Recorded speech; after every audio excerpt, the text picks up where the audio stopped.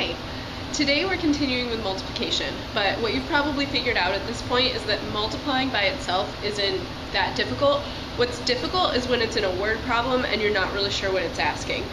What I want you to keep in mind today is that multiplication is about adding groups of the same size over and over again. Forget the keywords and think about, am I adding groups of the same size multiple times? If you are, then that's when it's appropriate to multiply. Let's read this together. The spine of a textbook is 14 inches long. If you lined up 68 textbooks end to end, how far would the textbooks reach? In my mind, I got this picture of a textbook. The spine is the part that holds all the pages together, so it's going to be about this long. That's going to be one book. And for me, I always draw pictures to help, even if they're terrible pictures. So here's my book, and this spine from here to here is 14 inches long. If I line up 68, I'm taking the same thing and I'm putting it next to each other over and over again. So to me, that's multiplication. It doesn't matter which number goes on top in this multiplication problem because both of these have 2 digits. If one of them had 3 digits or 4 digits, we would put the longer one on top, but since they both have 2, it doesn't matter. Now we just multiply out as usual. Start with your ones place. 4 times 8 is 32. 6 times 4 is 24, 25, 26, 27. Write the whole thing down. Keep yourself organized. If I'm moving over, remember I need a placeholder 0. 1 times 8 is 8. 1 times 6 is 6. I'm going to add it all up. I got the answer 952, but because what I was talking about were inches, this is going to be 952 inches. I can now answer the question, if I lined up 68 of these textbooks, it would reach 952 inches. Let's look at another one. James drives to work 17 days in a row. If he works 41 miles from home, how many miles did he drive?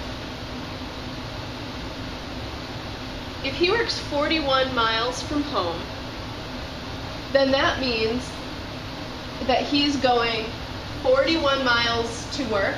So here's home, and here's work. He's going 41 miles there, and then 41 miles back. So he's actually driving 82 miles each day. So now, if I know that in one day he drives 82 miles, I can figure out how many miles he drives in 17 days. He's driving the same distance every single day, so we're adding groups of 82 17 times. That's multiplication. Again, both of these numbers have 2 digits, so it doesn't matter which one goes on top and goes on bottom. Now we just multiply out as normal. Let's do this slowly together. 7 times 2 is 14. Write down the 4, regroup the 10. 7 times 8 is 56. Plus 1, 57. Stay organized. When we move over, we need a placeholder in our ones. 1 times 2 is 2. 1 times 8 is 8. And when I add it up,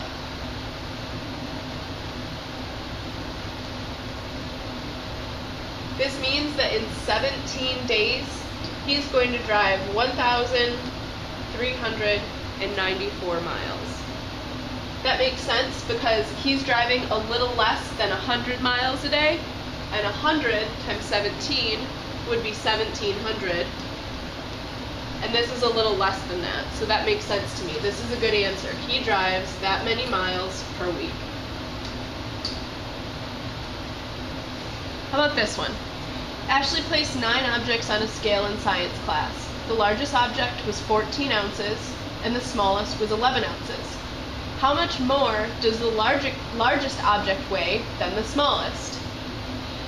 The movie that I have playing in my head when I read that is I'm picturing Ashley taking things off a desk and putting them on a scale.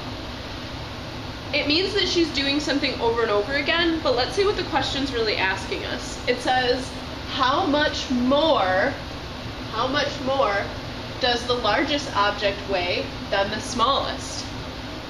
In this case, I don't actually care how many things she's putting on the scale. That's not what's important here. What I know is that I'm comparing two amounts. And what you should remember from 2 weeks ago is that comparing amounts is actually subtraction. This is an example of where you need to read really carefully to figure out what the question's asking, because this one wasn't multiplication at all. And when you get to your prove it today, make sure you read carefully because you know I'm going to try to trick you. Now it's your turn to practice.